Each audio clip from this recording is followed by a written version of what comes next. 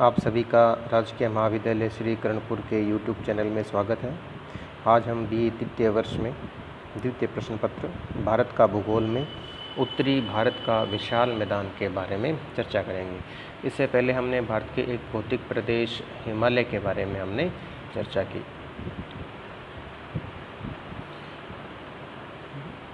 हिमालय पर्वत के दक्षिण में सिंधु, गंगा तथा ब्रह्मपुत्र जैसी नदियों की निक्षेप क्रिया द्वारा यह मैदान बना है। जैसा कि हम जानते हैं, हिमालय पर्वतमाला में महान हिमालय, मध्य हिमालय और शिवालिक हिमालय है। इन हिमालय श्रृंखलाओं से अनेक नदियां निकलकर दक्षिण की ओर बहती है। भारत में, पाकिस्तान में, तिब्बत में और बांग्लादेश में इन्हीं नदियों के द्वारा लाई गई मिट्टी के जमाव से इन मैदानों का निर्माण हुआ है। नदियों के द्वारा लाई गई मिट्टी के जमाव की क्रिया को निक्षेप क्रिया कहा जाता है। इस मैदान को सिंधु का मैदान, गंगा का मैदान और ब्रह्मपुत्र का मैदान कहा जाता है, क्योंकि इस मैदान का निर्माण सिंधु, गंगा, ब्रह्मपुत्र इनकी सहायक नदियों के द्वारा हुआ है। इस मैदान की पूर्व से पश्चिम में लंबाई भारत में 2400 किलोमीटर है और यह 150 से 300 किलोमीटर चौड़ा है। असम में यह मैदान संकरा है, यानी यहाँ इसकी चौड़ाई कम है, जबकि गंगा का मैदान, सिंधु और सतलज का मैदान वहाँ इसकी चौड़ाई ज़्यादा है। पश्चिम की ओर यह मैदान चौड़ा होता जाता है। यह मैदान लगभग 7.5 लाख वर्ग किलोमीटर क्षेत्र में फैला हुआ है। लाखों वर्षों से नदियों द्वारा तलछट का निक्षेप होने से कांप मिट्टी की मोटी परतें जम गई हैं। लाखों वर्षों से जब हिमालय बना, पहले हिमालय की महान पर्वत श्रृंखला बनी, फिर मध्य हिमालय और फिर शिवालिक।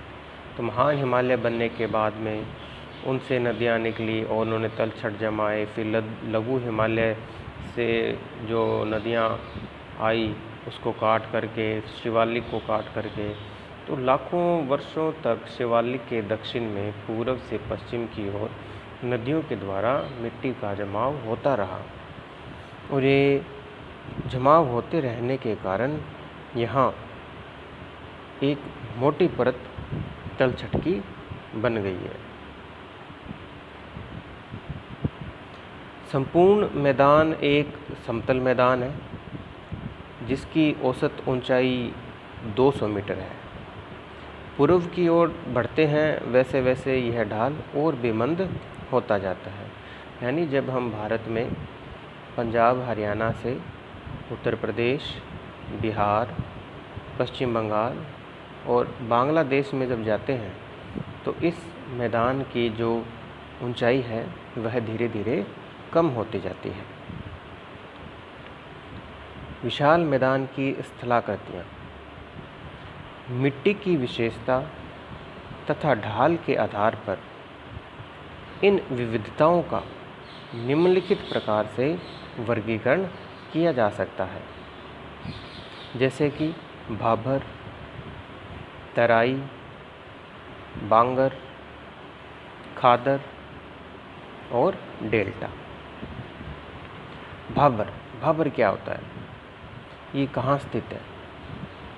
भाबर की स्थिति शिवालिक के दक्षिण में है, उसके बिल्कुल ही फुट हिल के पास। जैसे ही नदियाँ पहाड़ों को पार करके या शिवालिक को पार करके मैदान में प्रवेश करती है तो अपने साथ लाए गए बड़ी मात्रा में कंकर पत्थरों को वहीं छोड़ देती है, क्योंकि मैदान में प्रवेश करने पर नदियों की बहाव शक्ति कम होने के कारण उनकी वहन क्षमता भी कम हो जाती है।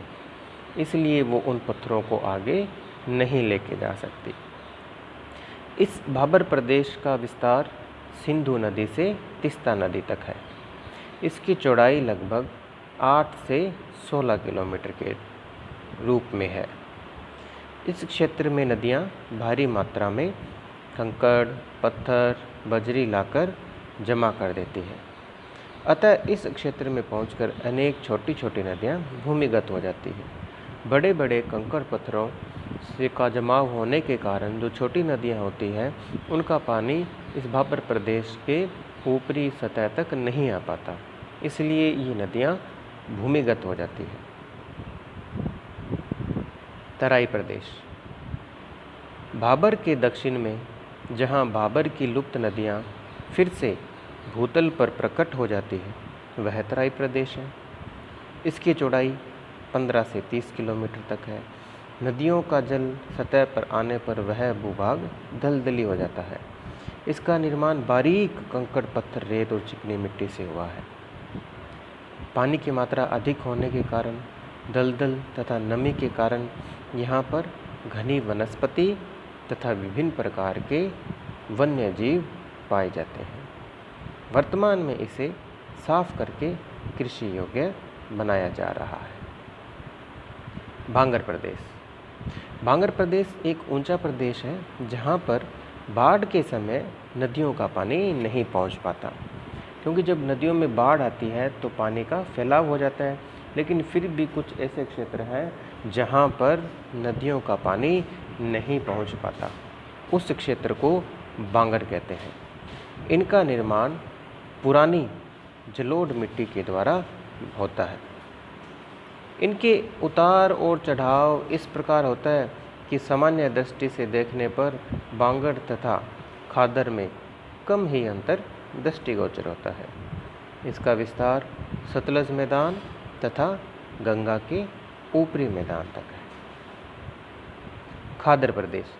जहाँ बाढ़ के समय नदियों का पानी प्रतिवर्ष पहुँचता है उसे खादर कहते हैं। प्रतिवर्ष नदियों द्वारा बाढ़ के समय में नवीन मिट्टी बिछाव कर दिया जाता है, इसलिए खादर नवीन जलोढ़ द्वारा निर्मित होते हैं। प्रत्येक वर्ष नवीन मिट्टी के जमाव के कारण ये उपजाऊ भाग होते हैं और भूमिगत जल का अच्छे संग्रहक हैं। डेल्टाई प्रदेश।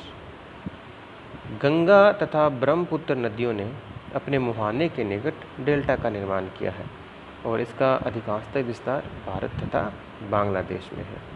डेल्टाई प्रदेश खादर प्रदेश का ही विस्तृत रूप है, यानी प्रतिवर्ष यहाँ पर बाढ़ के समय में खूब मिट्टी आती है और आसपास के क्षेत्रों में पानी का बहाव फैलता है।